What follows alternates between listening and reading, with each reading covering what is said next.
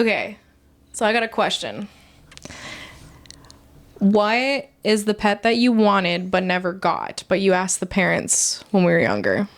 There was, and it was so, kind of was out of their control on this animal, but our next door neighbors had this dog, and they would just leave their dogs outside in the backyard all day, every day. And it was brutal because, like, during the summer, of course, it's like 105 here in Northern California.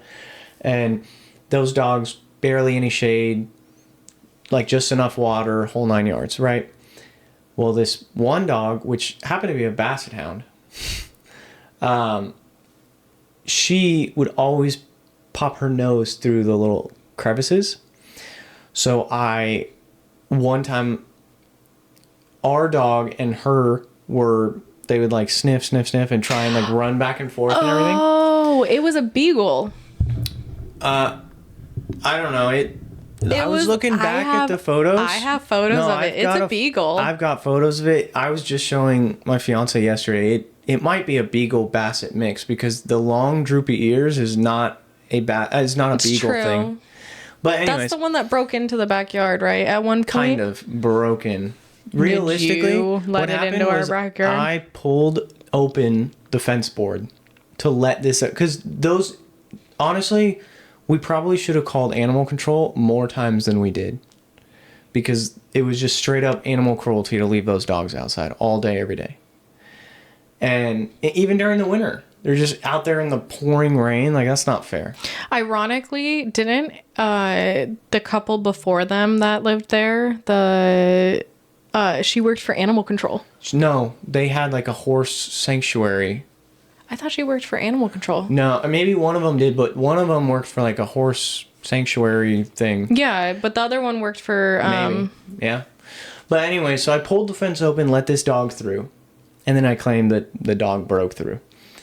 And I wanted that dog so bad, and they were considering getting rid of it. And it was actually in plan that I was supposed to receive this dog, or we as a family were supposed to receive this dog. And then, unfortunately, they gave the dog to the grandma, who did the same exact thing that they did, just left it in the backyard. That dog then broke free, and unfortunately got hit by a car. But, yeah, that was the one pet that I would say that I begged both our parents and them, our next door neighbors, for that dog because that dog was so sweet and loved me. So, do you have an answer? Mine's kind of like hard because Didn't you want a snake growing up? No. I got the hamster that I wanted. I got attached to animals really quickly. Do you remember the chinchilla Peanut that we had? The little baby? The little baby that passed away. Yeah. That's the only one that I wanted back. Like, well, there was no way of bringing... that one. I did have it at one point, but I was so heartbroken when Peanut passed away. He was my favorite, which is ironic because I had Phoebe. If you had an exotic pet, like something that you could own, any animal, like what would you get? I would probably get a big cat. I would get like a tiger or a panther or like... Even if there's a possible chance that it kills you? That's fine. Really? Yeah. Well, I think I would go with like a raccoon or a... You can actually have a raccoon. No, I don't think it's actually legal to domesticate a raccoon in California. I don't think so in California, but I think there's other states out there that you can actually have a raccoon. Or something about that size where... Yeah, a raccoon, maybe like a beaver. What about a squirrel? No. No? You wouldn't do a squirrel? No. An ocelot would be pretty cool. Small little cat, but I don't really do cats. Do you think you would be allergic to an ocelot? I think so, yeah. A fox would be pretty cool, but they're like so high energy. They're just like a dog. A sloth would be pretty cool. That would be easy to take care of too. A red panda. That would be on my list. Pandas are so cute. But yeah, I think that I would go raccoon or a beaver. Oh, you know what? No, sorry. Scratch all that. I would go with the platypus. Because they're just the most... There's definitely a science experiment gone just not wrong, but... I'm not going to lie. They're so strange. They're 100% Perry the platypus. They are the mysterious, like, I'm going to put a detective hat on and I explore the world. They're a mammal that lays eggs. They have, like... A beaver, like, tail thing. Yeah, they have, like, poison in their feet or something like that. Yeah, they're the strangest animal on the planet. Them and a giraffe are probably the two strangest animals on the planet.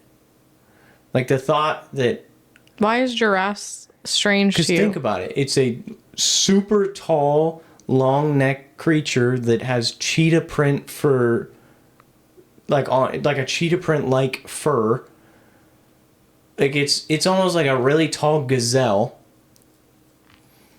Then, like, tell me how. So is tall horses very strange to you? I mean, not really. It's just that's like a moose or a tall horse. So our No, but tell me how, like, we have something like a giraffe, but we don't have like a unicorn that just has a horn. It's a horse with a horn on its head. there probably is actually like. Before I say this, because I know people are going to come after me on this. Blame you for that. I'm not saying unicorns are real. I'm saying that there's probably a defective horse out there that has a bone growing out of it. Celine also believes in leprechauns, Santa Claus, Easter Bunny, the Tooth Fairy. Tooth Fairy is a crazy one that we believed. To think a little fairy came in and took the teeth. I didn't, because I caught the parents putting money really quickly under my pillow. I don't remember if I ever... I'm a light sleeper, so I've been always a light sleeper. I don't think I ever caught them. I mean, I just knew. When you have older siblings, you get... That part gets ruined real quick. Because you find out, and then I find out. Okay. Like Santa Claus, I mean, it's just chalked. I figured that out when you remember... I don't know if you remember or not. So when we lived at Foothill... there was one Christmas, there was a chalkboard / whiteboard set up for me, and it said Merry Christmas Celine on it, and it was written in our mom's handwriting. 2, Taylor and I, because we shared a room, we always Yeah, snuck around the house and all that. We always snuck around the house and was able to get food, water, whatever. Well, she didn't, but I did, where I snuck down the stairs and I saw them putting out the presents, Dad and Mom. So I was like, oh, there is no Santa Claus. Yeah, same thing with the Easter Bunny. I mean, that one, that's pretty funny. I was just listening to a podcast where the guy was like, he's talking, he has a kid that is just now, his first, they have, I think, 3 kids, but the first kid is old enough to finally like realize about like the Tooth Fairy and everything. They believe in the Tooth Fairy, but it's his first time being able to act as Tooth Fairy, you know? So the kid like put the tooth under his pillow and all that, and then the only cash he had was $20 bill, so he put a $20 bill under there. But I guess in these days, which the kids doesn't understand the concept of money yet, but because he's like, oh, I'm gonna buy a car with my $20 bill. But yeah, I can't wait for that day when I can experience, start doing that. I want to be the father that, like, I take my boots, for example, and I make like snow prints through the house or something like that. I want to do Elf on the Shelf but you know how I am. I'm huge on Christmas. I want to do Elf on the Shelf. We didn't experience that as kids. We didn't, but we did experience the Saint Nick thing. We put our shoes right out front of our bedroom door. I feel like by the time we actually learned about that, I don't know. I feel like the first time I actually did the Saint Nick's thing, it was at, like, with Dad and our stepmom. No, it was at Foothill. I don't remember ever doing it then. We did it because I remember Mom forced us to put our shoes out in front, and I was like, why? And then I always got worried that Taylor's or our sister's stuff was gonna get mixed with my stuff because I didn't know how to share back then. I guess there's a bunch of cop-out parent. Let me know how you feel about this, actually, before I say that. There's It's like a thing you can put on the door now. It's basically just a little cubby that you can put on the door that the kid puts his tooth in the little cubby, like hanging on the doorknob, so that the parents can easily swap it out for the cash rather than keeping the thought of the tooth fairy alive longer. I think that's kind of a cop-out thing. I see why people would do it. I personally wouldn't do it, but that's just me because I want to be able to experience. I could see it though, like, for example, let's say me and my husband both work nights and we have and the kids are at school, then... Well, no, but it's got to happen overnight. Yeah, so that's when it's like we get home early in the morning and it's like right before the kids are getting up to go to school. I could see it being used for that kind of thing because then they don't have to like break into the room and potentially wake the kids up. Yeah, I mean, I also just think that's a part of the tooth fairy. Like, eventually the kid's gonna find out that, oh, mom and dad are putting money on her. This is pillow. Actually something that was brought up today. Honestly, think about back in the day, our town used to be a huge like party town. Like when I turned 18 till... What are you getting at here? Well, I'm trying to like say things are changing in dynamic. No, I get that. I'm just saying, like, I think that's a bit of a cop-out move. That's like handing your kid an iPad. I hate iPad kid parents. I get it. Parenting is hard and all that. But I think that you take away... I don't know. My kids are not going to have iPads and all that. I'm going to laugh at you if you hand your kid an iPad. It's just not going to happen. I'm just going to say that. I'm just right here, right now. If like your kid's screaming and you handed an iPad, I'm going to laugh. One, I want to raise my kids like on land so that they... What were you planning on raising them in the water? Like, are you turning them into a mermaid? No, I'm saying like plethora of land, like acreage, like tons, like 10 acres of land. My thought process is you were going to like figure out how to make a magic potion out there. I want my kids to like, me and my fiance, we've talked about, chickens in the future and, a couple horses. And with how expensive eggs are here. I want a donkey myself. And then, I don't know if we're going to do cow, but we'll see. We'll kind of stepping stone it. We'll probably start with chickens. Small. And then, okay, we can handle that. Let's get a donkey or let's get a couple goats, Pygmy goats are cute. But yeah, I don't want my kids to really have time to just be sitting around on an iPad. Because I think that's the biggest regret that I have looking back on my childhood is the amount of time that I sat around just playing video games or, like when I could have been like working on my craft towards basketball or, trying out, a different sport or some sort of different club or something. I do agree. I also won't say that I regret it because of the fact that it did give us a lot of social time with a lot of people. And honestly, it's one thing that I do miss because of the fact that we've all grown up and grown apart. That part, like, of just the bond, like hanging out with people. Well, what I'm saying is like sitting on your iPad isn't really social interaction with other people. No, I was meaning more of like when we played in the garage and we had the big TV with everybody. Saying, like, I liked those moments. No, I would be okay with like a family console. And, when we did like Rock Band. Yeah, a game room or something like that. That's fine. But I'm saying, like, individually, I don't want my kid to have an iPad and then he's not... You gonna get a pool table with a ping pong cover? If we can afford that, obviously that would be sick to provide my children with a bunch of stuff like that brings everyone together rather than you have an iPad, I have an iPad, we just sit on our iPads all day. I don't want my kids to be doing that because I can't stand the kids that when you're out on vacation and then you see like the family interaction and there's like one kid just not there because he's just in the hotel room playing on his iPad the whole time. It's like, no, if that's my kid, that's just not going to happen. I didn't pay all this money to fly you out or drive you out just so you can sit on your iPad. No. Yeah, no. Like, we're at the Grand Canyon or whatever it is, you're going to be not on your device, whatever it may be. like I think of Grown Ups, the movie Grown Ups, when the kids are just sitting there they're like, oh, I can't wait to sit in a hotel and just play this video game the whole time. And it's like, you're in, I don't even know where they go, Bora Bora or something like that. That's even like when we went on when the trip that we just went on.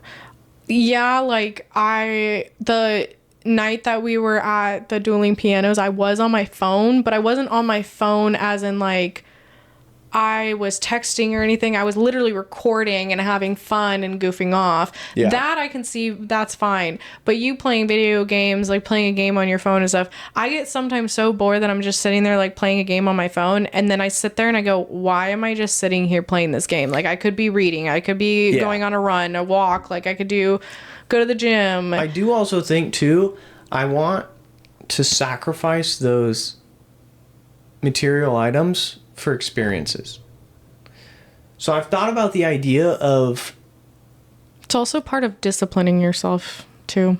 I've thought about the idea of like when it comes to birthdays for, my future children and all that, instead of gifts, we go and do something. I honestly kind of agree with that or not even kind of agree with that. I wholeheartedly agree with that because of the fact that I feel like it helps with them being a little less spoiled, because we always want to spoil our kids and like give them everything we want, or like everything that we can provide them. But also like if I can provide where we can go on a family vacation, they're gonna remember those memories a lot longer than me giving them the new iPhone or me giving them the new Android or tablet or whatever it is. Exactly. I wish that we could do that. Like, I understand our entire family, we love the idea of, like, we grew up a little materialistic centered, and that's fine, don't get me wrong.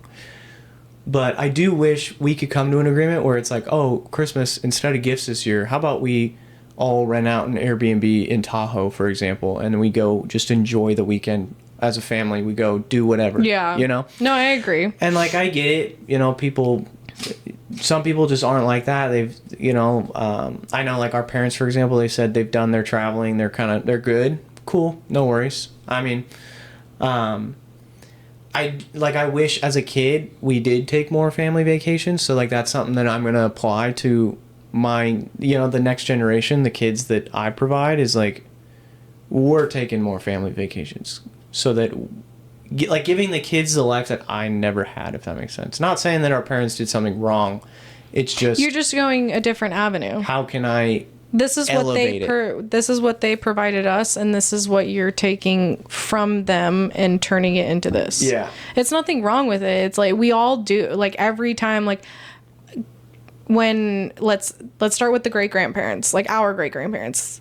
Grandma and grandpa with their mom and dad, they took what they learned and they took it and did it their own way. They did that. Their kids, our aunt and her dad, did the same thing. We're going to do the same thing with our kids. Not everything is going to be like, there's no book on how to raise a kid. There's no book how to be a person. It's like... Yeah, no, I'm not saying, they did anything wrong. I know. They're, like, our parents are just very materialistic, and that's fine. They like their nice things, whole 9 yards. There's nothing wrong with that. I'm not that kind of person.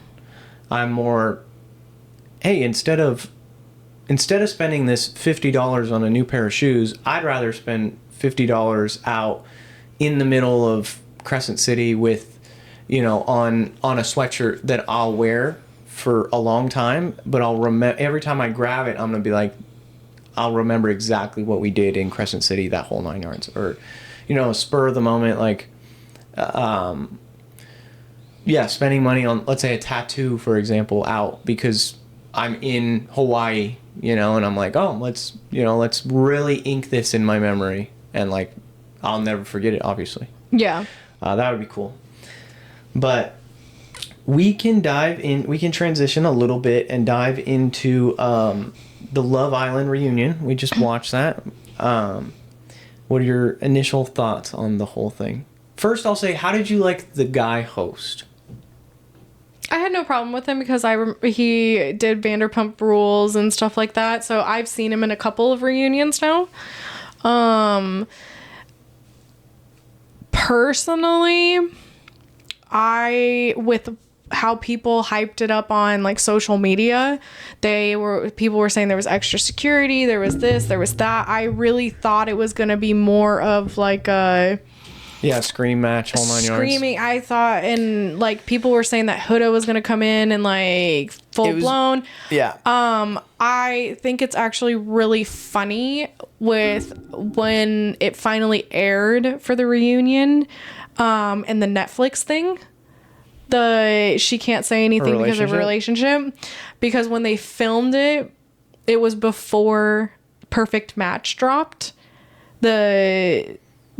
All of that situation. So you think she'll be on Perfect Match? I was trying to think of what the show is. No. She is dating the guy that's on Perfect Match. So this season dropped 3 days after they aired. Oh, really? They started filming Louis? for That's his name? Yeah. The British guy from Battle Camp. Yes. Yeah. Well, he was in a relationship with one of the girls on that season, but once they were done filming, they split up. As most of those couples do. Actually, one of them's getting married. Yeah, well. It can work. I'm not saying it can't. I'm just saying one of them 95% of them just... Yeah. But I think that host, he was very good about digging he would be like, what's your relationship like? And then she would be like, I can't, explain that for legal reasons. And then he'd be like, well, we saw a post of you with so-and-so. And she'd be like, I can't talk on that. But he, not only did he do that there, he did that, for instance, with like Shelly. And he would be like, well, don't you think? And I know. And he would dig, and just... So, one thing, thoughts on talking about Shelly and the extended heart rate that they showed. And you know how Chris jumped in there and was like, yeah, I think it's a little inappropriate about like licking towards someone's private parts. Yeah, he literally did that to Shelly. Yeah. Yeah. No, the two-way, that Chris guy was only there, like, anything Huda could have said, he was going to say the opposite. Oh, 100%, because he's still salty over, like, what happened, and... It showed he's so immature. He's a little kid. And, I mean, I guess in theory, he's a pro basketball player. A lot of those guys don't really get a lot of their own time to really... to learn emotional intelligence, so it's just they end up being, because they're constant practice, workout, practice yoga, practice stretch, film, etc. throughout their entire day, trying to make it to the league. And then you're in the league, and then it's like practice, etc. You're just busy, and then he's overseas, so he's probably that much more busy, trying to really put his best foot forward to try and make the league in the NBA. But yeah, I thought he was so immature. He bothered me watching that. I'm like, dude, every little thing, anything Huda could have said, and I thought it was very funny. She was like, oh, I've gone through so much change and self-reflection. And I think you can, definitely. But also, it's only been a month. It's still going to be a lot of growth that she's going to have to. Yeah, but I do commend her for being like, yeah, no, I get it. I messed up, and like she took responsibility. She's laughing at all the stuff that happened, which is cool. Don't get me wrong. What's better than her? No offense, in my opinion, that's how I handle stuff. So like, I would be doing the same thing. I definitely think she will have changed for the better. Like, I don't think you're going to see a whole lot of the Hurricane Huda and stuff like that moving forward for her.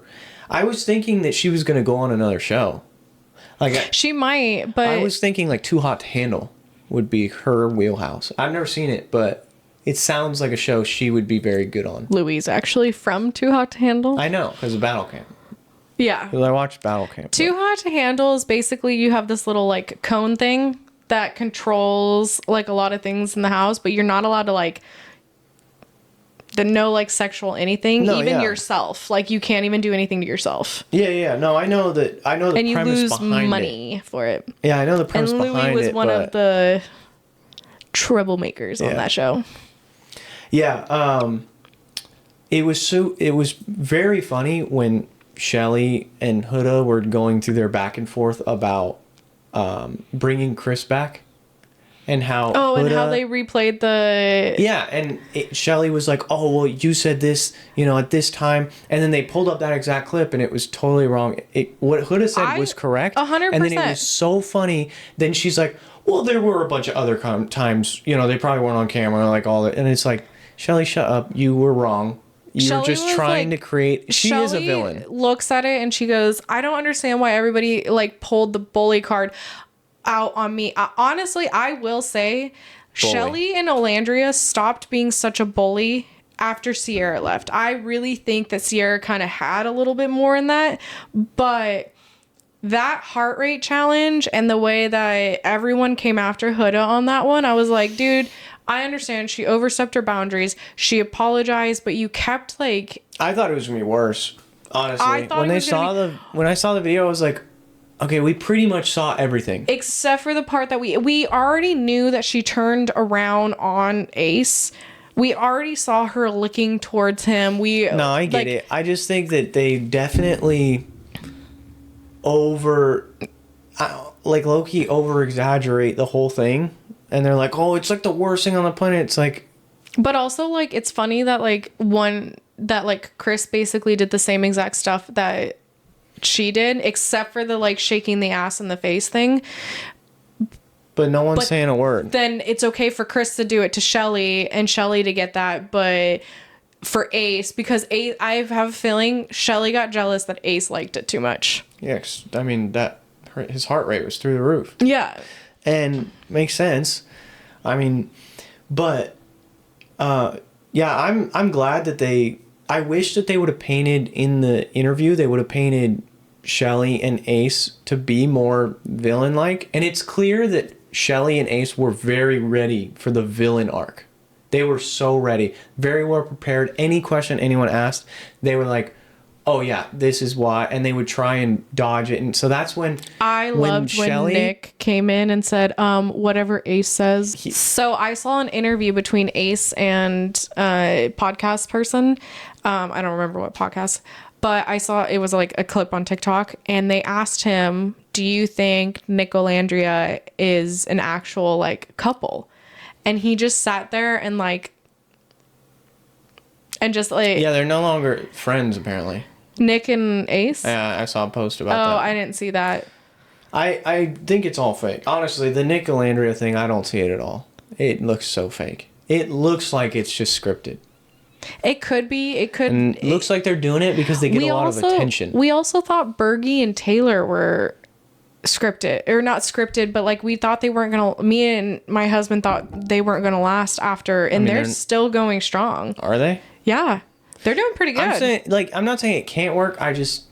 She has said through and through, she wants this cowboy guy, ranch boy. She's a ranch girl, herself. And now you're with some surfer boy from Cali. He's a nurse. I can't say anything on that one because look at my type in the past and then look at who I married. I think it's a little, I don't know. And just watching their interaction, she was clearly had a thing for Taylor. But I just don't see that same almost I don't want to use the term obsession, but that same you don't see the spark. Yeah, I don't really see that, because it was very clear when watching the show that Taylor was not as much about her as she was about him. I think we said that's on this podcast. And yeah, we did on a couple episodes ago. Yeah. And but I don't really see that with her and Nick. I don't really see her being so hippity ho over him. I also don't look at everything outside of the show. Mm-hmm. I don't follow them and all. I don't dive through their social medias and all that. I just think that it's for the views. They saw an opportunity similar to Amaya and Brian, or what Zach was trying to do with Amaya, where he saw oh, America loves her. How about I go win the money with her? I was curious if he was going to actually speak his like truth or like leave it or wherever. He kind of just was like, whatever people say, you can say it. I don't really care. Honestly, he gave the best answer he really could. Honestly, he dodged it. Yeah. And so the Amaya and Brian thing, I do think that they are compatible, but I don't think Brian was ready for a relationship. We all know how Maya is because Maya is like super like she goes hard into her relationships. Yeah, she's a lot, and that's fine. So we knew that she was whoever she was gonna be with, she was gonna be there 100%. I do think that Brian just was, and she did post this where they did break up. And she said that they are just on two different life paths, like two different journeys. And she was very respectful about it. She's like, I don't have any ill will towards him. Like, he's going to do his thing and I'm going to do my thing. Yeah, I mean, I think it felt a lot like he lasted a lot longer than the other guys, obviously. But the ending kind of sounded like... I'm pretty sure that he did cheat on her. Because the reason they broke up like right before the reunion or like right after the reunion. I can't remember if it was like right before or right after. And he probably got a taste of the fame and it was too much to handle. You know, or he, you know, probably got a little too He did say on the reunion tipsy. that the whole alcohol did get the best of him, which you would only say that if something actually like transpired. Yeah, for sure. But his boys were behind him saying nothing happened. Yeah. I mean, shoot, she's about to be a millionaire, if not already. Like, she just made a lot of money. She's going to be, you know, on a lot of commercials now and with the Love Island experience from now on. And so she'll be good. Speaking of, I think it's September 3rd. The whole Love Island games thing? Yeah, are you gonna watch that? Probably not, honestly. Oh. I don't think I watched it ever before. Maybe if my fiance wants to watch it, I'll watch it with her and try it, but I honestly liked the games because of the fact that there was a lot more like fun challenges and stuff in there because you're doing more battles and stuff like that instead of just watching, no offense, but like I love Love Island, don't get me wrong, but sometimes it can be boring just sitting there watching people talk game. I also think this next season of Love Island is probably going to be a drastic shift. Yeah, in like more love driven because they even talk about it on the show. It's so clear, and it bothered me a lot like during the show that they kept getting rid of people that were there to genuinely find connections rather than... I do like that they showed in the reunion the clips of those why the boys got rid, and then why realistically the girls... Amaya should have been gone. When it was Amaya, Hannah and Iris, they said, and I quote, they said, Hannah has had multiple great connections. She literally had technically two. Yeah, she had this great connection with Charlie, and she had this great connection with Pepe. Yeah. And then they get rid of her because of that. Well, also, because like, Charlie... Because she, quote-unquote, didn't explore enough. Well, think about, like, with Charlie. It was Charlie, Austin, and... Jeremiah. Jeremiah. Was it Jeremiah? Or no, Taylor, maybe? Taylor. Yeah. So they're not going to get rid of Taylor. No. But Austin technically didn't have a connection at that point in time. Austin should have gone too. Charlie had a connection who just got swooped into Pepe. But so Hannah should have stayed because of Love Island theory. Like the entire point of Love Island is the connection. Is to find the connection, and she found a connection, and then you get rid of her. And no, this is no disrespect to Amaya. It's just by that point she had 2 or 3 attempts at connections that had failed. In Ace and Austin, I don't know if there was a third one at that point, but I think the third one came in later. Zach. Yeah. And it's like you had multiple connections, they all failed. Okay, that would have been the easy decision to get rid of her. But I'm not gonna lie, for example, if Amaya would have went home, she wouldn't have won. Which I'm actually happy that Brian and Amaya won because of the fact that at that point in time didn't agree with anybody else. But also at that point in time, if she would have went home, then there would have been a chance of more of seeing like Hannah and Pepe. Pepe or Hannah and Charlie, because if Charlie would have stayed and then like maybe Pepe would have gone home. Yeah. But also he might not have, because maybe Iris and him would have connected sooner. There could have been so many what ifs in that situation. I do hope that next season it is more about the love than the... It sounded like what happened was production messed up big time through all these interviews. And it's clear as day they messed up big time because of the whole Yulisa girl and Sierra. And then, of course, all this issues of, like, Zach's just here to become famous. Or even though he's already a little famous because he's a model, but, like, he's there to grow his brand. He's also, I'm pretty sure he's best friends with Miguel. I don't know who Miguel is. Leah and Miguel from... yeah, sure. But anyways, like... They did that, and then there was talks with the whole Sierra thing, how she only wanted to be on the show, and she like threw parties of Love Island parties and all that. You know, it's like, okay, I'm sorry, I understand like the throwing the Love Island. I've wanted to throw a Love Island party. When you say like, there's just so many things that lined up. No, with her there was a lot bad. of things. Yeah, no, and that's where I was like, I'm pretty sure was like one of the contenders that was like, let's vote out the people that are having real connections, and that's where if you think about it, like Olandria and Taylor, Shelly and Ace, and her and Nick. Literally, were all from basically the get-go, because she did come in at like day 2. I honestly thought that they had a decent connection, her and Nick.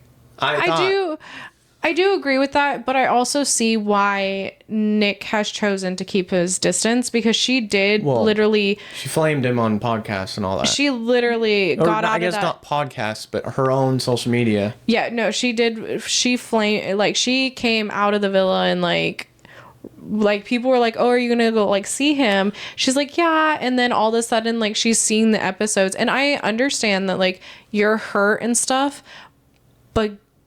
give someone a chance, because maybe he could have just been playing the game. I also thought, though, that it probably hurts to hear him say, oh, this is the best connection I've ever had with Olandria.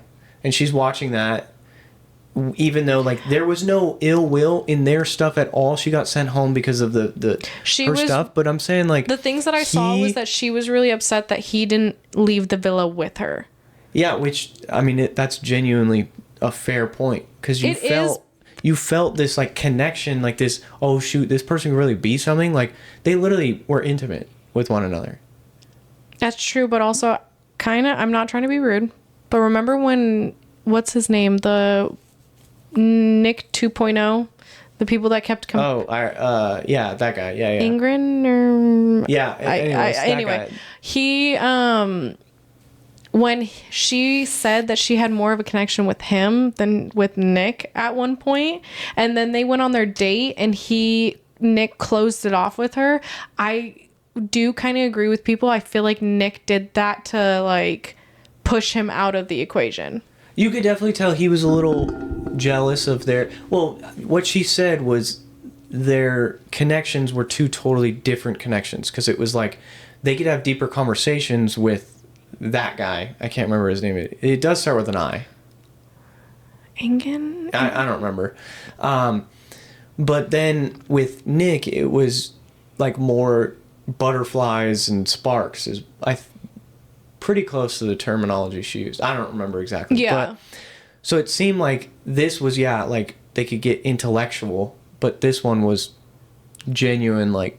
Yeah. Well, the way I took it was like, I don't want to use the term love, I guess... Maybe you use the term love, but so then she's like, oh, I had this amazing connection with this guy that I thought could go pretty far. Like, I mean, I would be pretty hurt if my fiance and I were on the show and, like, I saw this woman as, like, the girl, and then I get booted off. Nick wasn't really given an explanation on why in the show. Like, yeah, he heard, oh, some comments were made. Sure, but they can't give him the full details and can't give him his phone and all that, and he can't talk to Sierra to even hear her out. Yeah. But then, if that happened to me, and my fiance didn't leave, yeah, I would be a little salty about it too. And then she's watching these episodes seeing like, yeah, this is my strongest connection I've ever had, and they're macking on each other. No, I do see, like, I'm not saying salty. That like her statements weren't like valid or like she shouldn't be upset or anything. I do see it. I'm not saying she's right for going out online and bashing him. I do understand why. Yeah, no, I understand. And she was probably hopeful that he was going to reach out and be like, let's talk. Yeah. And of course that never happened. I was like, I just don't see Nick being that type of person. No. And, you know, I mean, obviously they've parted ways now and he's with Alandria. I want to talk about Ace and Shelley because I have my final theory on the two of them. I don't think that they both made it through they initially didn't plan it or I don't anything think they initially planned it. I think that what happened was they saw each other on the show. When they both genuinely just made it, and then they arrived and they're like, yo, we know each other. We obviously there's a physical attraction here. We've followed each other on Instagram. We met. We went on whatever. They went on a few dates or whatever. Clearly the story's murky because it keeps changing every time you hear about it. Yeah. So then they're like, we know each other. Like, let's just have a good summer where we fool around a little bit and let's win some money. And then America clearly saw right through that. They probably should have just never mentioned that they knew each other. Right, that was probably mistake number one. On day one, you're like, America I know this still girl. Would have found if they can go through and find the racist comments and all that. Yeah, the videos, the everything. They'll dig everything up. But you have rather than bringing it about. Yeah. And then if it comes forward later, then you're like, oh yeah, like I followed her on Instagram, and we met at a club once. That's literally it. And then you deal with that. Then, after the show's over, you've already won your money. I still don't think they would have won. Because I do 1000% agree that Ace was the ringleader. The ringleader term, I think he was just not that he forced anyone to make any decision, but Ace is a smooth talker. And all the ladies said that the entire time throughout the show. He is a smooth talker. He's very confident. He is very influential. That leads right into master manipulation. So I think he just fed the guy, like almost like led the horse to the carrot kind of thing. And like, yeah. You mean led the horse to the water? Whatever it is. Like, but pretty much like, hey guys, like didn't exactly say, let's get Jeremiah out, but would feed people's thoughts of like, oh, like, I can't believe Jeremiah is doing this. Yeah, no, I can see that, yeah. And then same thing with Shelley. Like, I think Shelley was the same way. Where it was, you notice in those conversations, the people that were leading those vote outs, it was Ace and it was Shelley. And they probably were going to say, oh, we were just strong, leaders or whatever. We just spoke up. But you saw Sierra be like, well, we shouldn't get rid of Hannah because she has a genuine connection. And then Shelley's like, nah, but I mean, Amaya, she's cool. She's a good, why should we keep somebody that has a good connection? What the hell? Like, yeah. And then same thing with Ace. Well, let's get rid of Jeremiah because he love bombs. And it's just like, no. What's the difference between what Amaya does and what Jeremiah does? Genuinely. They both love bomb by that theory. Why didn't they get rid of Amaya? Because they didn't see her have any connection. They saw her fail, and they're like, she ain't gonna find one. They didn't expect Brian that situation. Exactly. I'm just thinking about that right now. It's like Jeremiah and Amaya did the same exact thing. They just love bomb, quote unquote, too much. Well, but also like. Okay, let's flip it a little bit. Like, so Jeremiah says he never love bombed. Yeah. What if Huda's the one that love bombed? No, I think one of them did it. I think they both did it. I think they were so connected with each other that they were like, bam, real quickly. We're like this. But like, why didn't they get rid of Huda? Huda was there until the end. Like, because Ace and Shelly saw her as she's not going to find a connection. Yeah. Even on the literally last episode, they could have just played it out. Chris and Huda could have just played it out like, yo, let's just act. At this point, I will give Huda credit that I respect her decision at that where she like ended it, because she did say, I don't want to lead him on. No, like, I don't want to keep going after this if like there's just... I 1000% agree with the idea that they should have ended. There was no connection. Yeah. She clearly, honestly, didn't really like the guy, it seemed like, because... I honestly think... I think it was like Alandria and Taylor. I think because of what happened with Jeremiah, she had so many walls up that it scared her. Because look, like, she made out with Jeremiah in front of people. She got braided for it. She made out with Chris and told Olandria about it. And then Olandria put her on blast. And then she got ripped a new one. That was after Sierra, no? The all tell or whatever? Tell all? No, it wasn't. I don't think No, that was Sierra was there because Sierra's face was... But that's the thing that's the part right there where it's like, you see the videos of like Huda. We watched the like all of the situations with Huda, and I do feel really bad because it does really pinpoint that she got bullied the entire time. No, I agree. She did, and those girls, you know, they don't say anything. Like, they were like, "Oh, how do we bully you?" And she would pull up specific A, B, and C, and they're like, "I'm sorry, you felt that way." Like, it's just like, all right, you're just not taking accountability for your own actions.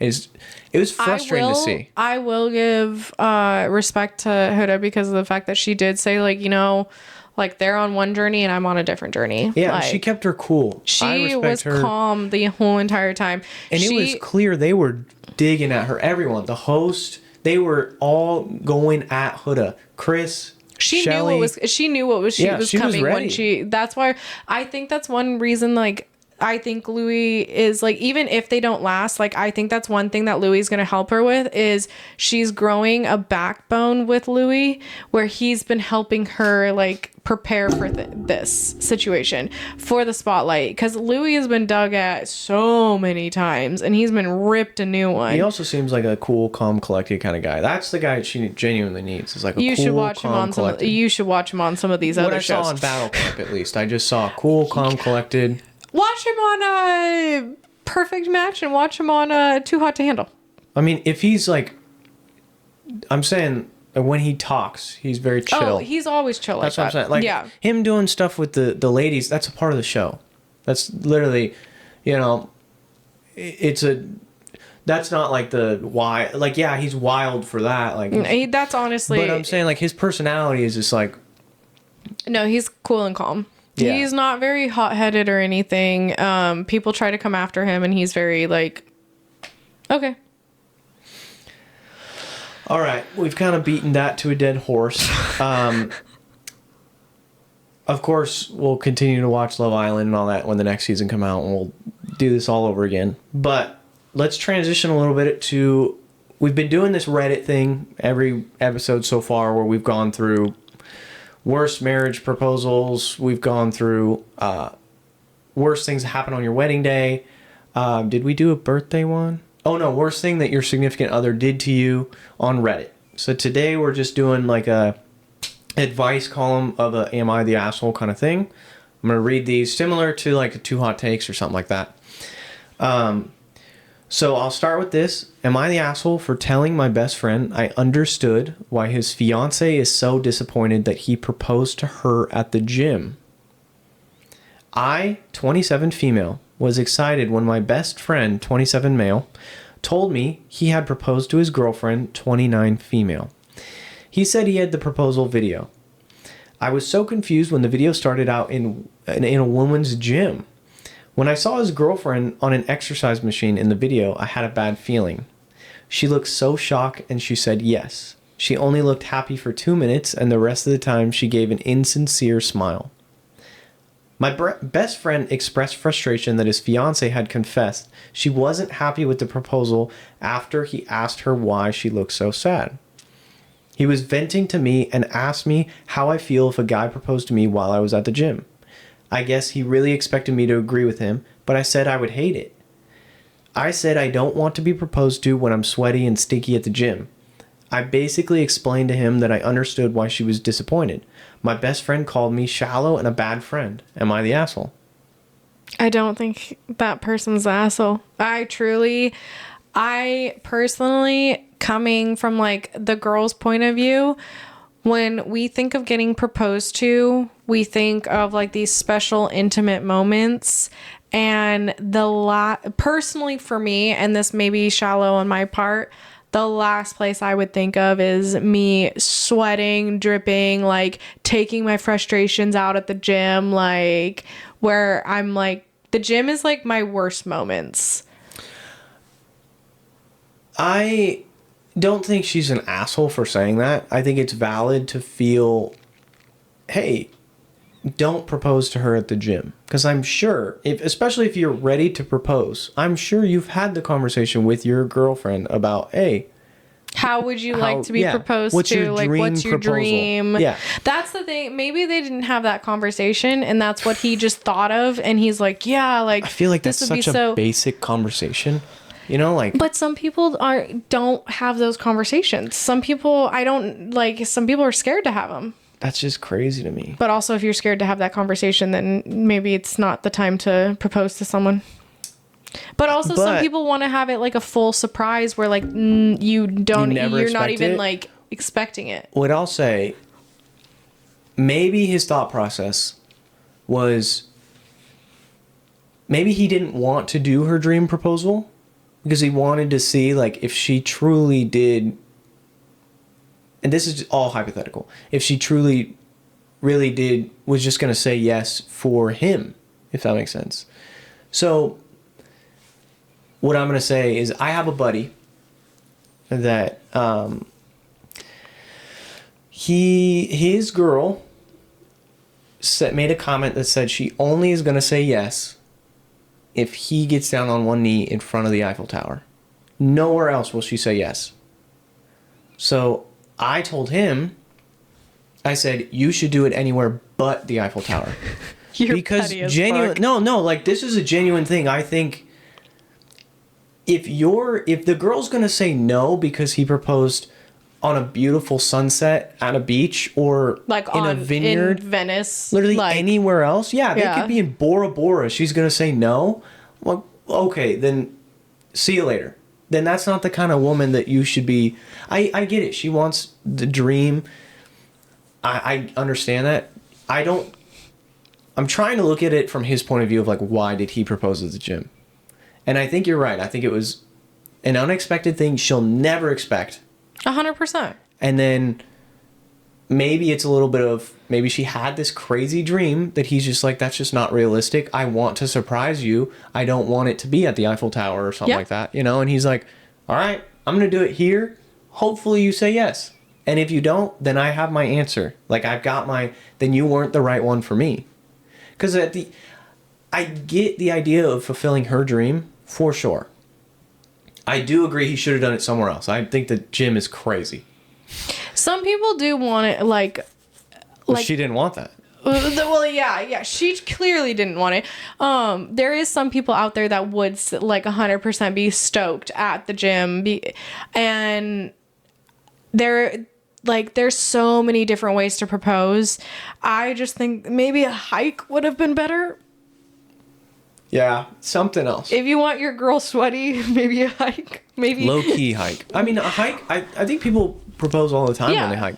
And realistically, you don't get too sweaty on a hike. It's more of when you get to your destination that you know that you're going to propose to, you probably take a few minutes, enjoy the scene. Like, don't just immediately propose. We have a running joke in our friend group that hikes are more for breaking up with someone. That's wild. I get that inside joke because I've heard that story. That's wild. But that's brutal. Okay, I'm gonna move on for that before we keep talking about that and we get in trouble. Am I the asshole for telling my friend I share everything with my wife and I don't believe in bro code? My friend and I have been friends for 25 years. We know each other well. We're both happily married. We never really dive in deep talks or anything like that. He has said things before that weren't really appropriate about women, not cheating or anything, and says, haha, bro code. I have told him forever that I don't believe in bro code.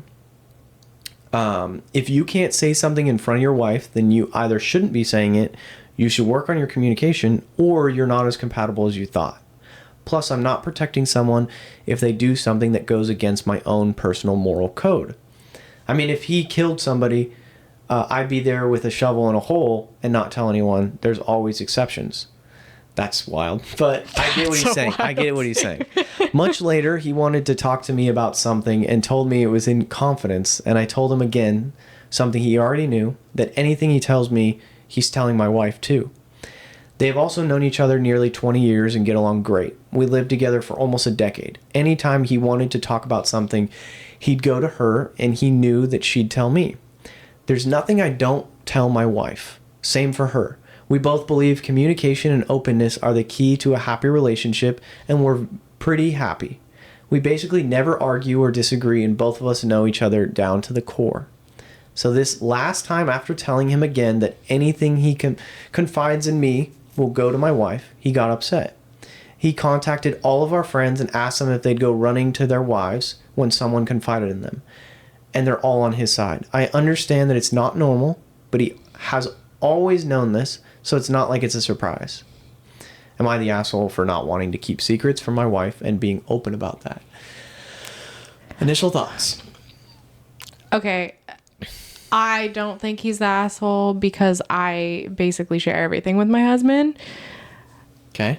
And the reason I said basically is because I'm sorry, but like there's certain things that like I don't share with him. Okay. And that's more of like I don't share every single detail of my day. Like I don't like tell him what I ate, all my bowel movements or anything like that. Yep. But like if I got tea, oh yeah. Oh, I'm 100% running to my husband. Yeah, I think I agree with the guy that everything there's a huge piece of context we just don't know, which is whatever he's telling him, because maybe he genuinely is telling him, hey, I got this, like, I have this disease, I'm not really ready to tell people. At that point, I do feel like... Then, okay, maybe you can... that's tough, though, because I probably would still... Because I actually just experienced that with a friend where they told me something about, like, a medical issue. They asked me not to tell anyone. Actually, I did tell my husband and told them that I told my husband. And they said, I assumed you were going to tell your husband. You know, I actually go back on that. I would tell my fiance anything. Anything that you tell me is going to go back to her. 1,000%. It's like similar to their thing. I feel like, honestly, once, like, you have your person, like... you're like this. So if you're telling a secret and you don't want the other person to know, then you can't tell that person. They're married. They're a unit. They are together. It's not... Yeah. You know, I'm not about... The only way... Because at first I was like, oh, like... You know, if it's a disease or something, he could just wait to tell his wife. But no, it's more of... Yeah, if you're telling me, then you're telling my wife or my fiance also. You know, it's...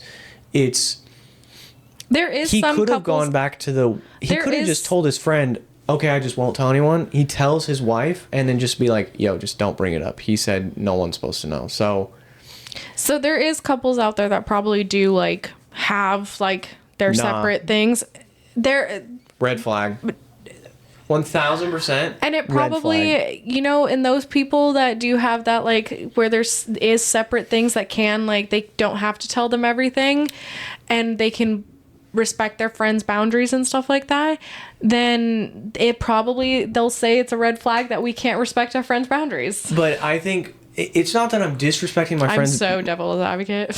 No, it's not that I'm disrespecting my friends' boundaries. It's that my fiance is my number one. No, I know. I said my husband's literally, no, like, I said the same thing. I'm but just if saying. a friend has a problem with me telling my fiance, it's like, I don't care if you have a problem with that. Everything you just don't tell me then. Like, if you don't feel comfortable with her knowing, then you don't feel comfortable with me knowing. Yeah. And it's not anything bad with, like, I don't know. I see that in a marriage, especially a marriage, right? You have to have open communication. And I think if you're hiding anything, or if you're not, like he said, if you're not comfortable with it's not that you necessarily, like you said, the bowel movements and all that, you don't necessarily tell your husband that.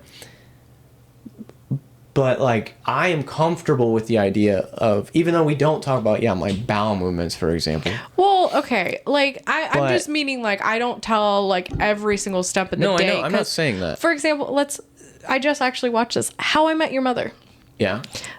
Lily and Marshall literally will sit and talk at nighttime and at the morning time and talk about every single thing about their days, every, like, little detail.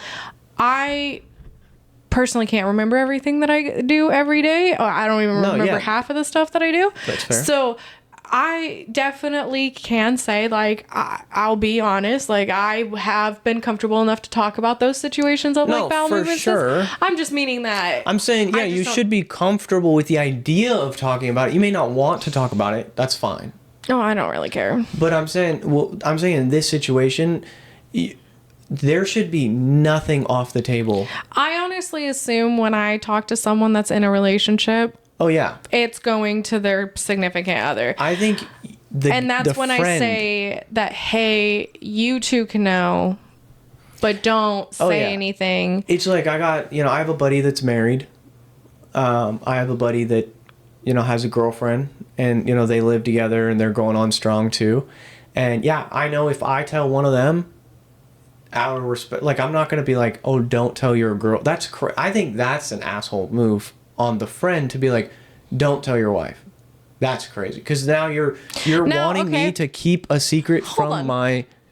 What if it's a surprise party? That's different. What if it's a Christmas present? No, that's different. That's obviously different. I'm just being a menace at this point. There's small exceptions of, if it's something for her and it's a gift, okay, sure. But we're talking...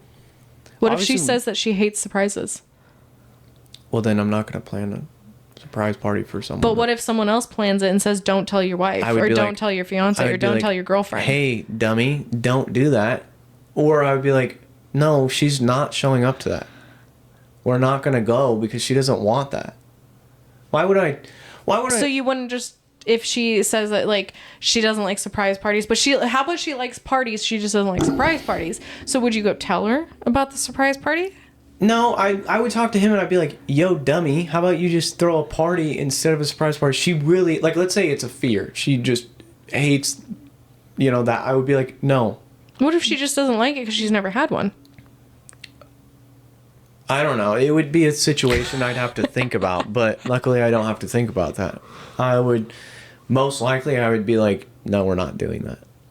If it was something where she has been adamant our entire relationship on zero surprise parties. I'm stating this. I'm just being a menace and purposely digging into you. I'm genuinely giving you an answer. You know who's the asshole? Celine. I love to be a menace. Let's see. I should do one of these and just see what comes back. This is interesting because I believe you do this. Oh, God. Am I the asshole because I won't let my partner set 17 alarms every morning? You do this, correct? I have gotten down to, I do one at 4:30 a.m., 4:40, 4:50, and 5 a.m. And the 4:30 is to start waking up. Yeah. The 4:40 is to get out of bed so I can make my coffee. The 4:50 is so I can clock into work. And then the 5 o'clock is for me to be sitting like I'm ready to take phone calls. Yeah. I did used to set like 17, 20 million. Yeah. I've gotten down to 2. I have one at 6:20 and 6:30. See, if I was waking up at that time, I wouldn't have a problem. But I'm waking up at 4 something in the morning. Well, then just go to bed earlier. I go to bed at 8. God, you're old. I am old, okay? I'm almost 30. All right, so this story, every single morning, my partner sets like 17 alarms, starting at 6 a.m. I don't need to be up until 8. The alarm goes off every 5 minutes. They snooze them all and then roll over and go back to sleep instantly while I'm lying there wide awake, reconsidering my life choices. This morning, I grabbed their phone and turned off the last 10 alarms. They woke up late, got mad, and said I sabotaged their system. Yes, you're the asshole for doing that. Yes. I was going to say, that's a conversation that like they need to sit down and be like, okay, how can we, and this is my husband and I've had this conversation. Again, I used to have like 20 alarms, 17 alarms. I don't know. I had a bunch, and it would be like basically every 5 minutes my alarm would go off. We finally sat down and we made a compromise, and I've gotten it down to like what, 5? I think they're both the asshole in this situation because I'm sorry, it sounds if it's like every she's clearly 5 minutes, there's no way you're going back to sleep in that. It sounds like she has clearly been frustrated about this for a while, and she's probably talked to him before. So that's on him for being like... What if it's an OCD thing? Because there is some people out there that can't like break out of things. Like what if that's crazy. You can definitely... I get what you're saying. I don't think a sleeping alarm would be like that. 17 sleeping alarms? Yeah, but it said you broke my routine or broke my cycle or whatever. And but you're a prime example of how that doesn't work. How that's not a routine. It's just something you did for a while, and then you've compromised, because there is compromise. There's no problem with having multiple alarms. It's just 17 every 5 minutes. Yeah, there's just no way that you're going back to sleep for that. Like, what even is that math? 17 every 5 minutes. What's 17 times 5? Yeah, I'm doing that right now. It's 85. So for an hour... an hour and 40 minutes, is that right? No, that's not right. 60 is an hour. So an hour and 25 minutes. Yeah, I was going to say. Yeah, that's crazy. An hour and 20 minutes every 5 minutes it's going off. Yeah, I would probably throw his phone out the freaking window. Oh, I would kick them out of bed. Yeah. I would have been like, no, get up. Like you're done. I learned this about my husband about a week ago. His alarm. So mine is... Oh my God, I hate this song now because of my alarm. Bad to the Bone, right? Bad to the Bone. Yeah. Officially, it's like the nightmare song to me. Like I can listen to it at like bars or whatever, but like I will not be playing it. Yeah. And then the 5 a.m. is the normal like iPhone alarm, whatever. He has the normal iPhone. He has one alarm, and it's on like very low volume. So it just goes ba-da-da-ding, ba-da-da-ding. Forever? Ba-da-da-ding. No, he wakes up within like a minute of it like ringing. So he's a light sleeper. No, he's not a light sleeper. That's a funny thing. And it's wild to me because he wakes up to it and I'm just like... He's also probably excited about his day. Well, yeah, because so it's like anticipation. He's got a new journey that he's doing and he's been thriving in it. So yeah, he's probably loving the fact. Yeah. Yeah, no, she is the asshole for turning off all those alarms at the end. I do agree with that part. She is not an asshole for if she's tried to talk to him and they tried to work. Because I probably would have done what you did or what you said, and I would have been like, hey, wake your ass up. You're not doing this. I would have been like, no. Or I would have been like, all right, I'm just going to sleep on the couch until this is done. Or make them sleep on the couch. Yeah. I'm sorry, but... You're the problem, not me. Yeah. All right. Am I the asshole for refusing to split the alcohol cost at a bachelorette party, even though I'm pregnant? So my friend had a bachelorette party. We rented out a cute Airbnb house with a hot tub by the lake. Everything was paid and organized by us, as it was a surprise for the bride. We shared the Airbnb costs evenly. Even though I am pregnant, so I didn't use the tub. Sorry, it was written weird there. We paid $500 extra just to use the hot tub. We also each made one meal for the party and bought all things we needed for the party and the barbecue, including alcohol. It was all on one receipt, so it was easier to divide earlier between the party. Of course, the bride didn't pay a dime since it was her party. Since I'm pregnant and I wasn't drinking, I bought my own alcohol-free wine. Ew. After the party, when we were splitting the bill for the groceries, I said I'm going to pay my share, excluding alcohol, since I haven't drank, and my friends said that we should split evenly, and I was the asshole for refusing to do so. I was told that I paid extra for the house and the tub, and it was already $80 for something I didn't use, and I will not pay for their alcohol. I didn't care about the money, but why should I pay for something I said in the beginning that I won't drink? What do you think? I see both sides. I don't think that they're like an asshole, and I don't think the group of friends are an asshole, because it is easier just to like split it down the middle, just divide it by the people. I do think the girl should pay for her portion to pay for the bride, though. So that portion she should still pay for, if that makes sense. Yeah. I mean, like let's say the alcohol was divided $100 divided. Let's say there's like 10 people. Yeah. 10 people, that's $10 per person. Okay, you take that, she's gonna pay the $10 at least for the bride. And then all other people can split the rest. Yeah. Whatever. Like, not a big deal. Grocery bills are usually not that big for bachelorettes, so, but also they did like oops. What I'll say is I don't think she should be responsible for the alcohol. I get her point 1000%. Like, that would be, we just went on a bachelorette party, and the way that it was broken down was, that would be like if I paid for, you guys went to the brunch, the drag brunch, that would be like if I paid for that. That doesn't make sense. Yeah. Right? The person that organized everything, I paid for the stuff that I did and all that. Yeah, that makes sense. There's gonna be things that like, it also depends on the price. If it's like they drank $1,000 worth of alcohol. Oh my God, some people do. Yeah, if they did that, I could see her being like, nah, I'm not paying that. I'm not paying $200 a pop, because like, even though I didn't even taste any of it, no, I didn't drink it. I'm not paying that.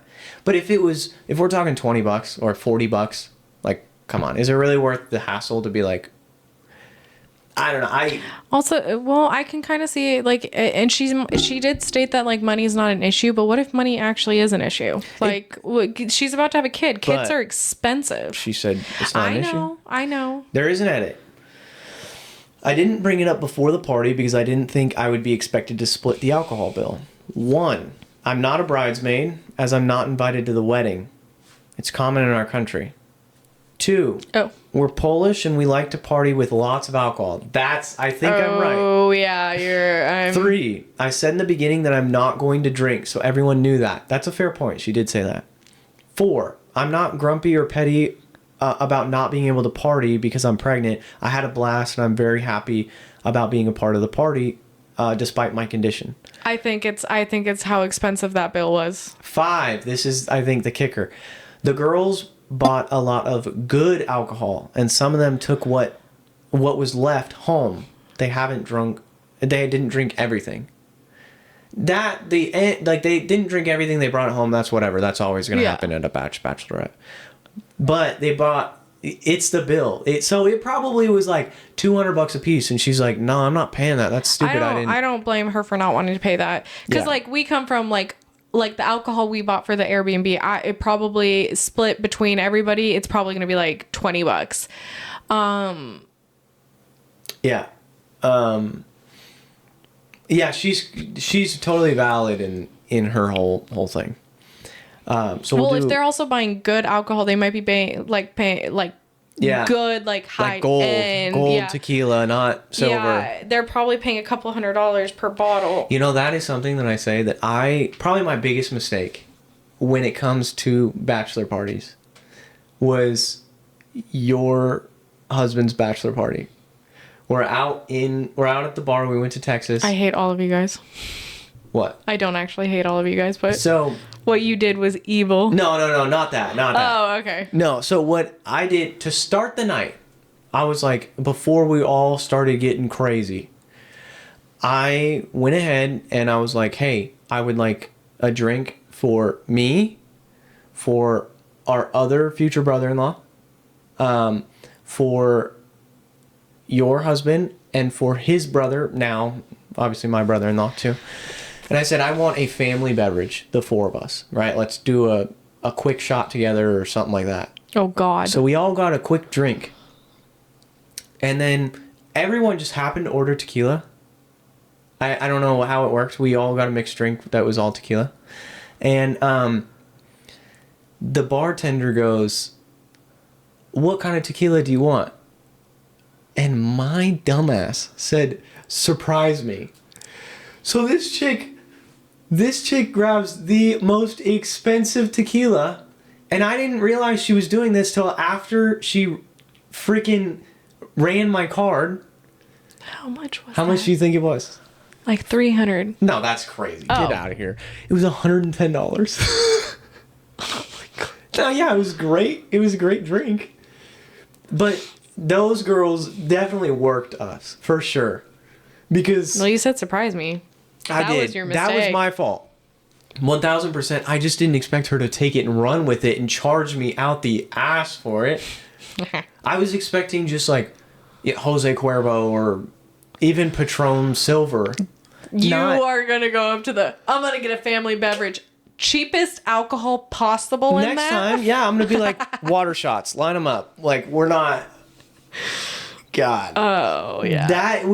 I got bamboozled there, for sure. Which, that's hilarious. Kudos to her. Like, I mean, we had a great night. Who cares? We all got kicked out, but that was because we were just getting... Apparently in Texas, if you're like any sort of swang or any sort of tipsy sign, you're getting kicked out. They don't really do...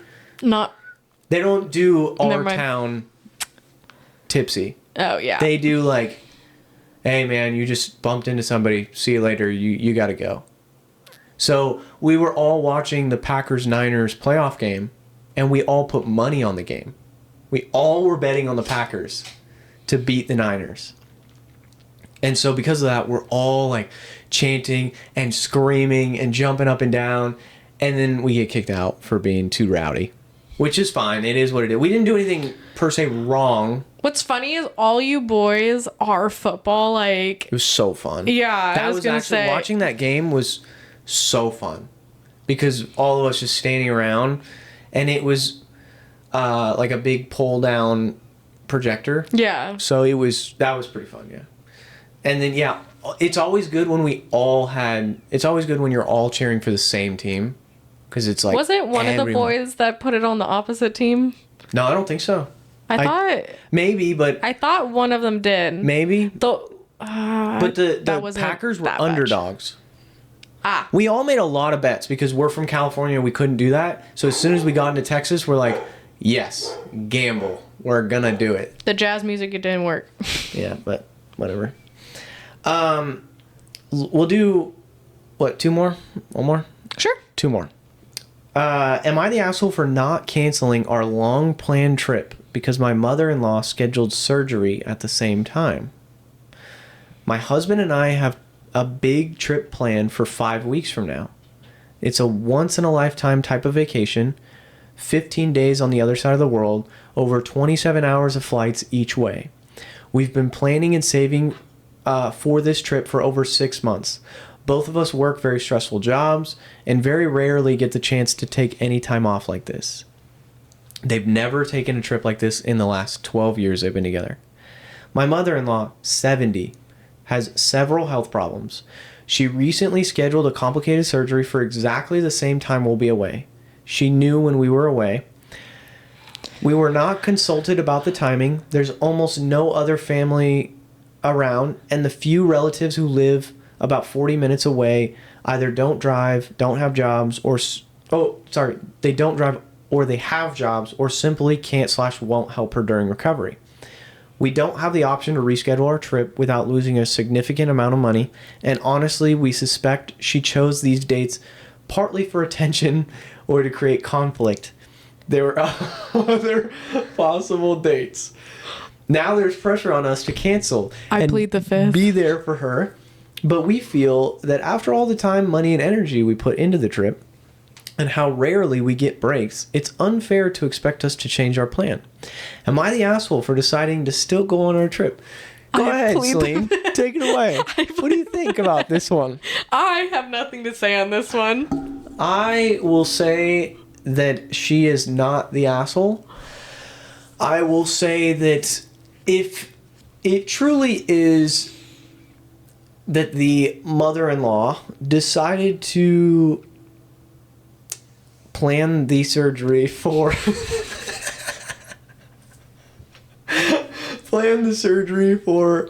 sorry guys, inside joke. Plan the surgery for a time that we had planned this trip for so long. Obviously, they've talked about the trip for over 6 months, etc.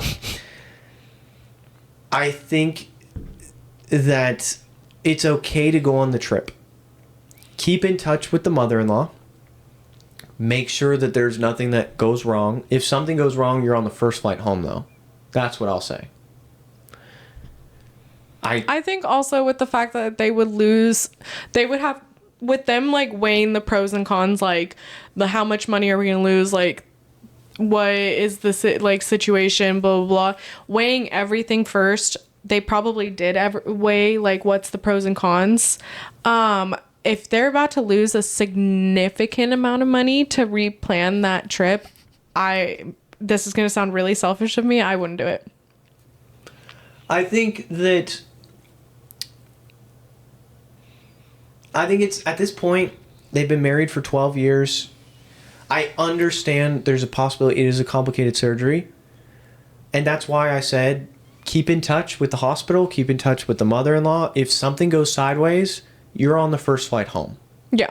But until that happens, you still got to live your life and do your thing, because they're not taking time off work, or they probably wouldn't take time off work for, to help the recovery. They would just, after work's done, then they would go help. So you're still helping when you can. When they get back and she still needs help, sure, you're helping.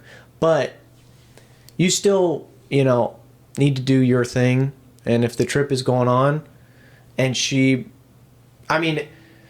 should call up others for help. I understand, like they said, they're the only family around. Oh, I would be dialing other people saying... Yeah, I'd be like, yeah, or she could look to hire a nurse or something like that for a little bit of time, something like that. I would probably look at that too, just to be like, would this, like, help with... I'm curious on the comments. Not the asshole. It almost sounds deliberate. You scheduled your surgery for when we're away. If you're going to need our help, then you'll need to reschedule or make other arrangements. That's fair. That's because, yeah, you theoretically could reschedule the surgery and just push it back and be like, I'm sure there's somebody on the list that there's probably a big fear of rescheduling it, especially a complicated surgery. Sounds like things, she got a lot of health problems. Sounds like she's probably stressing about it, being like, I need to get this done now. Yeah, but usually doctors will like tell you like you can do it in this time frame. Yeah. And it's like, hey, my family is going to be out of town during this time frame. Like, would it be okay like to do it on this date instead? Maybe do it like the day after they get back. Like maybe, and that's not like reason, like at least that would be more reasonable than doing it while they're away. Yeah.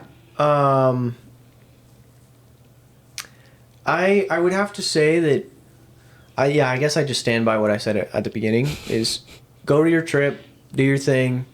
If it comes out forward that something went sideways, you fly home. I understand that would suck and you probably have to leave your trip a little early, but,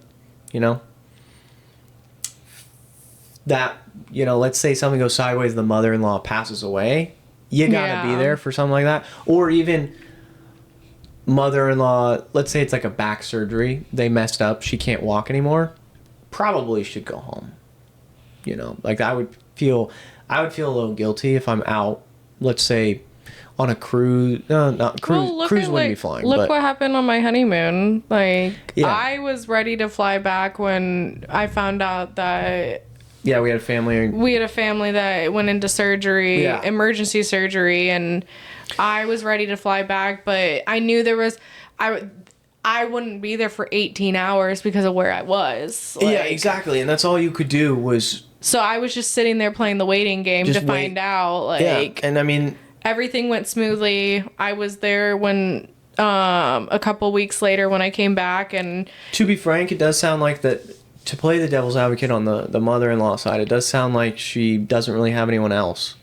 No, and the other part on like it. That's where it would need to be rescheduled. That's where I would be like, look, I'm sorry. Especially I want to hear what the significant other has to say, because it's his mother. Or her mother, or whoever's the significant other's mom.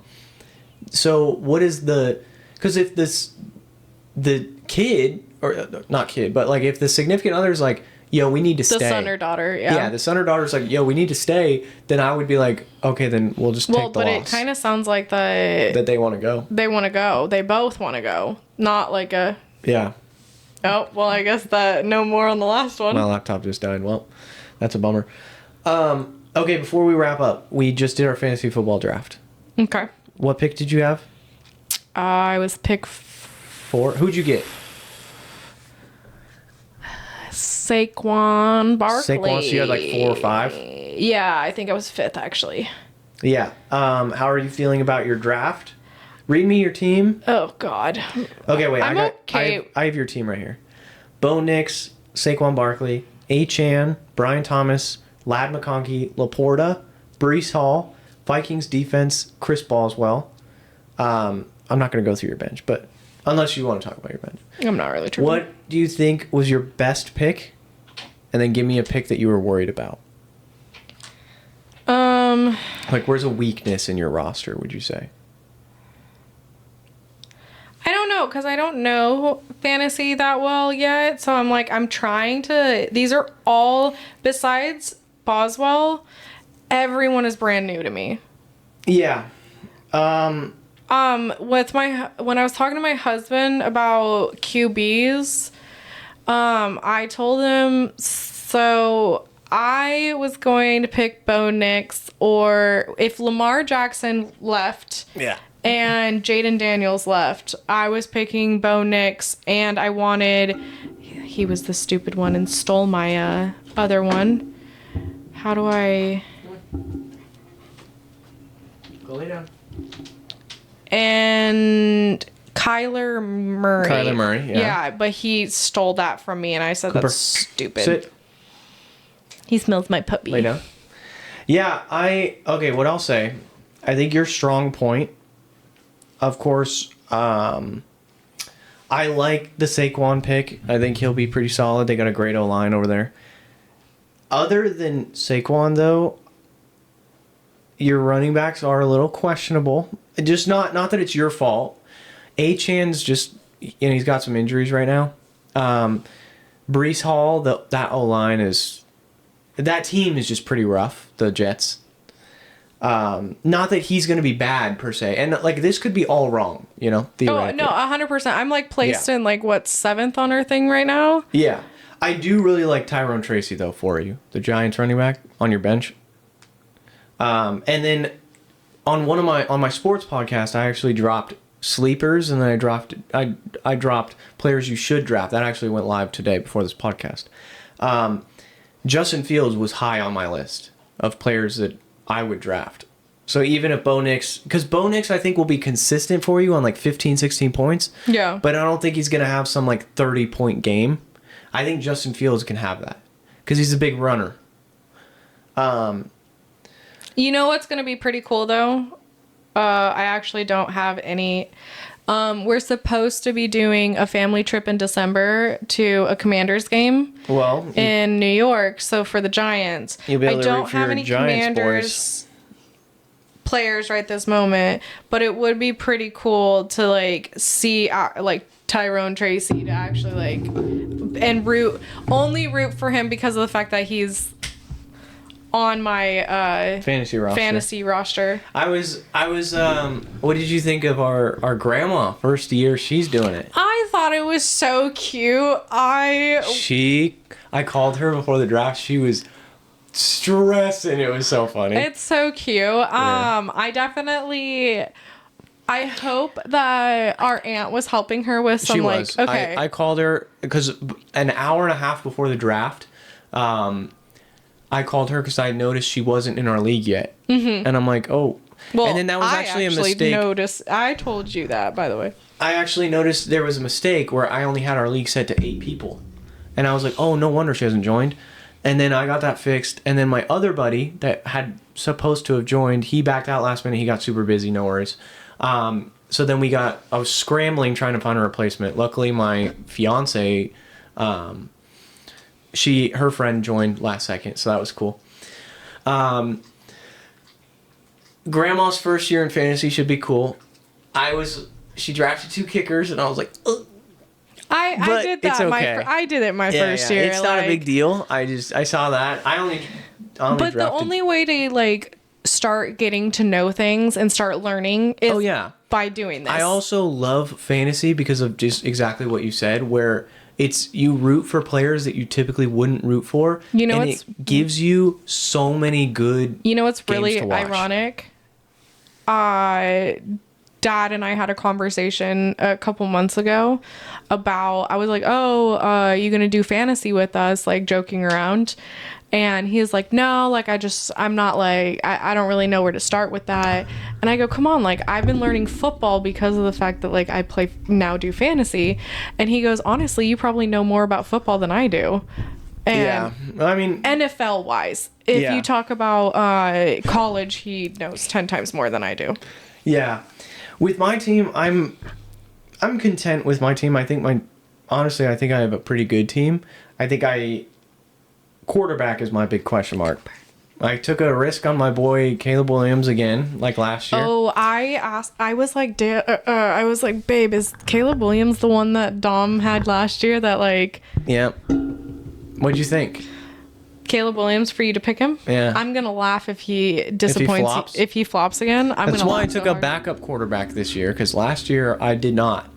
I was like, it's Caleb Williams or nothing. So I'm not going to lie. I did a lot of research beforehand. Mm-hmm. And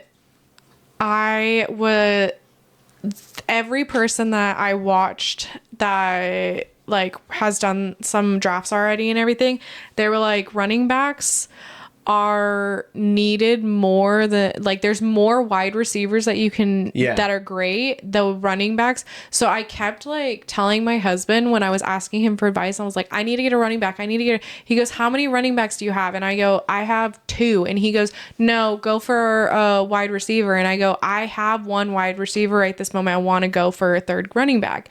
And he goes, why? And I go, because running backs are valuable.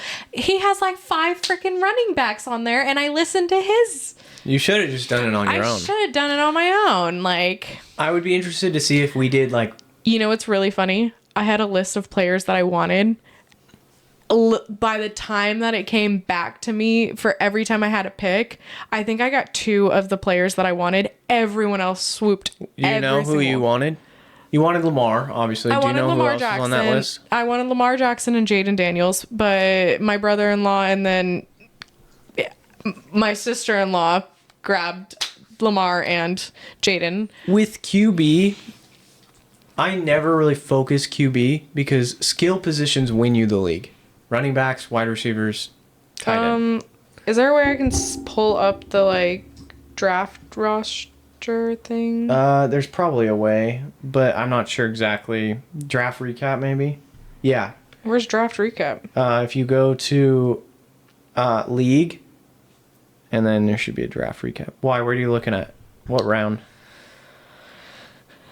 So Jamar Chase was on my list. CeeDee Lamb was on my list. Bijan Robinson was on my list. Justin Jefferson was there. Christian McCaffrey, but I honestly wasn't gonna like pick Christian McCaffrey because last year he kind of flopped really hard. He has a lot of injuries. Yeah. Jamar Gibbs was on my list. Jameer. Oh, sorry.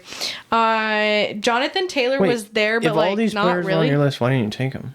Because literally, look at how. Well, you took Saquon. But Saquon was the number one on my list. Oh, okay. Saquon was on my like. I went based off like. Okay. And then. Then you took Brian Thomas in round 2. Yeah. So. Puka was on my list. Amon-Ra. Brown, yeah, Amon-Ra Brown was on my list. Drake London was on my, Brock Bowers, AJ Brown.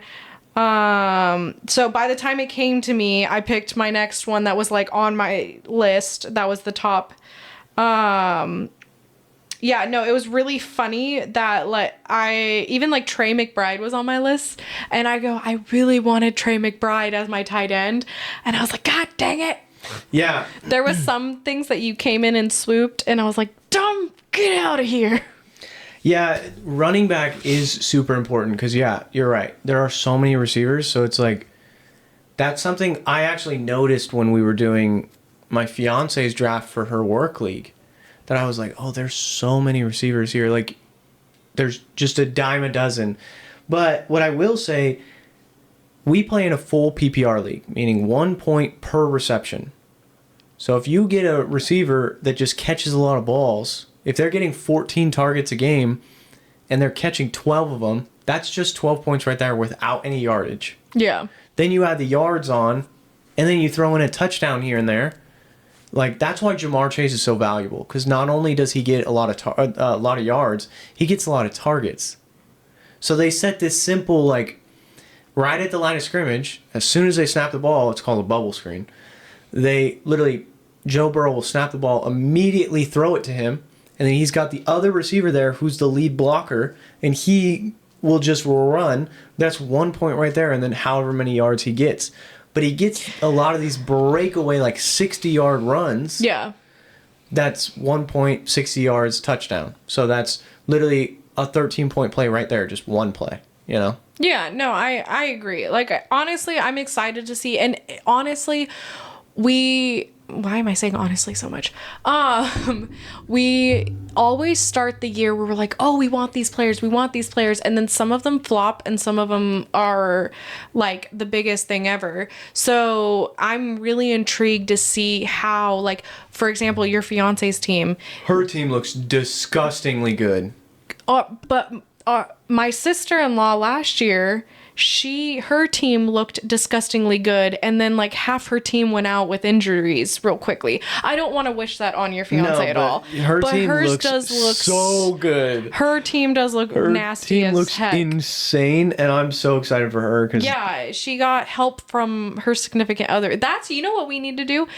The boys need to be in one room and the girls need to be in another. She needs no more help from you next year. She knows ball though.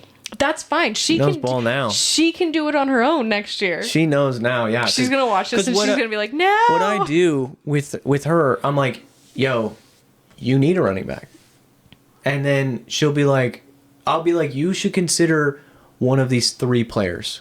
And she'll pick the one she wants. So it was really funny though that because she was right before me or right behind me when we were going, I would pick like a tight end, she would pick a tight end. She would pick a running back, I would pick a running back. She would pick defense, I would pick defense. She would pick a quarterback, or I would pick a quarterback, and it was like always the opposite. But her and I were on like the same page with what we were picking, and it was really funny. Like right now, if I had to pencil in a winner, I think I would pick her team. Oh yeah, 100%. Way over my team for sure. Her team team looks nasty. If Derrick Henry is still Derrick Henry, that's her second best running back. Every time that I heard it, I didn't realize his first name was Derek because, again, I'm still new to this. I'm still learning. And when I listened, everybody called him King Henry. Yeah. I was like, who the heck is Because he's so King good. Henry? Yeah, I'm starting. Yeah, no, I'm realizing he's 31 years old, and last year Kenneth Walker was on my list. I don't want him.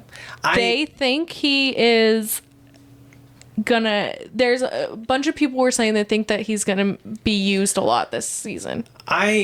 the issue with Kenneth Walker is he is so injury prone. He's only been in the league like 3 or 4 years, and he already has missed like 15 games. It's like, dude, we need you on the field. That's why I don't draft. What's your thoughts on the suspension one? Which one? Rashee Rice, the Kansas City Chiefs guy, or Jordan Addison, the receiver? Addison. Is it Addison? The Vikings receiver? The one that is on suspension for domestic is what my husband said. Or are they both on for... I know that Jordan Addison, the Vikings receiver...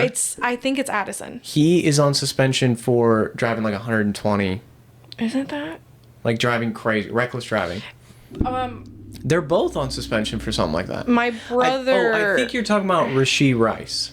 That's the Kansas City Chiefs guy. Let me, because I know who has him. Yeah, I know our brother-in-law has Jordan Addison. Then it's him. What the heck? He's suspended like the first 4 games. What? His name? Scatterboo on that ass? My name? You know what's really funny? So, Jordan Addison is suspended the first 3 games. So, you know how I put my name as Saquon Me Daddy? Yeah. My husband was looking through the names, and because I told him to look at, and then he saw your fiance put Loop Me In Daddy. Yeah, well, I just ChatGPT'd it just like you did for her team. I thought it was really funny, and I was making jokes, and I was like, oh, she copied me. No. And so he goes, I should put my name as I Am Daddy or something like that. And That's crazy. Please don't do that. Do not do that. And he was like, no, it's just joking, like, for the fantasy name. And I was like, can you just be original for yourself? He has Kyle Pitts. His team name should be Smell Like Pitts. No, he'll do something. I'll find him a good one. So do you agree with the projection of you potentially losing by 2%? No. I never agree with projections. Do you think that your fiance is going to lose by 1%? No. Or 3? Her team is 2%? disgusting. I think she takes the league by storm. Genuinely, I don't see a hole in her entire team. The only thing is I do kind of agree. I think her tight end is George Kittle's fine. And Tucker Kraft is her backup. Well, okay, Kraft, they're serviceable. They're both serviceable. Like they'll get her points. Yeah, because her big hitters, Bijan Robinson and Derrick Henry, about to get her 24 points a week. And then Nico Collins catches a touchdown. You know, that's another 15. He's probably going to average at least like 16 points a week. Baker is a good quarterback. Baker was the number 2 QB in fantasy last year. Yes, the team is a little worse with the offensive line, but they got more weapons. I think she takes the league by storm for sure. Teams I would be like, your husband's got a good team for sure. He was similar to what you were saying when like you would snag a player that my fiance would want, or vice versa. You were the same way as him. Me and Dale, a lot of our players, I was like, damn, I wish it would be like, because him and I were right next to each other. And that's the part that sucks is when I saw that the friend was the first one, and then it was grandma. Yeah. And then I think it was... And then it was Anna, my fiance. Yeah, your fiance. Yeah. Then it was me, and then it was my husband, and then you. And every time I was just sitting there, and Dale and I would be talking, and he goes, I don't want to, like, the last pick that I picked, he goes, I don't want to tell you what to, because I was like, Who was it? Darren Waller, tight end for the Dolphins? Yeah, because he picked one and I picked the other, because I think we needed just an extra tight end or something like that. Oh no, that's his last pick. Sorry. Okay, so I wanted him, but Dale was like, you were Freiermuth, Pat Freiermuth. Yeah, so I picked Freiermuth, and he picked Waller, and I wanted him. Yeah. And he goes, honestly, like, I'm not gonna tell you what to pick. Like, I really want him though. Like, I just hope you would leave it. And I looked at the thing and I go, you're going to get it before me. And he goes, what? And he looks at it and he was before me. And then he took it. Damn. So I am still salty about the QB thing, that he definitely swooped that out of me. That's crazy. Yeah. Because I talked to him about how I wanted him. What I will say, there's some good tight ends that are still on the board. There's 2 specifically I'm looking at. If you're looking to replace, if let's say Freiermuth, because Freiermuth is tight end 2 for the Steelers. There's Jonnu Smith, who they traded for from the Dolphins. That's why the Dolphins signed Darren Waller. So what I'll say is, if Freiermuth is not giving you production, you could be looking at K. Otton or Hunter Henry. Those 2. The tight end for K. Otton actually was balling for the Buccaneers last year. But there's so many weapons over there right now. I don't think he's going to be as productive. He's going to have like spot games, which is technically all you need from a backup tight end. Yeah. Is the bye week or an injury, right? Hunter Henry should be a decent target because typically newer quarterbacks just what? Oh no, I was just laughing because Molly was moving. Yeah. I'm excited to see how this league turns out for sure, because I think most rosters had a really good draft. I think everyone's pretty happy with where they're at. As soon as I drafted Terry McLaurin, the receiver for the Commanders, our brother-in-law messaged me instantly, was like, because he drafted Tyreek Hill, the Dolphins receiver. He's like, how about a Tyreek for Terry straight up? And I was like, no. I was like, dude, Terry is ranked 7 amongst receivers. Tyreek is ranked 18. I'm like, I'm down to make a trade, but just not for Tyreek for Terry, but you got to upgrade somewhere else. Like, we got to do a 2 for 2, and I'm giving a worse player on the back end, and you're giving a better player on the back end. What was his response to that? He hasn't responded yet to that, because I was looking at maybe upgrading like my tight end or something like that. I have Travis Kelce though. What? He's got a green dot. Is that a green dot on his chest? He's got a green dot. Oh no, his green dot's down below. But no, I'm talking about the black dot right here.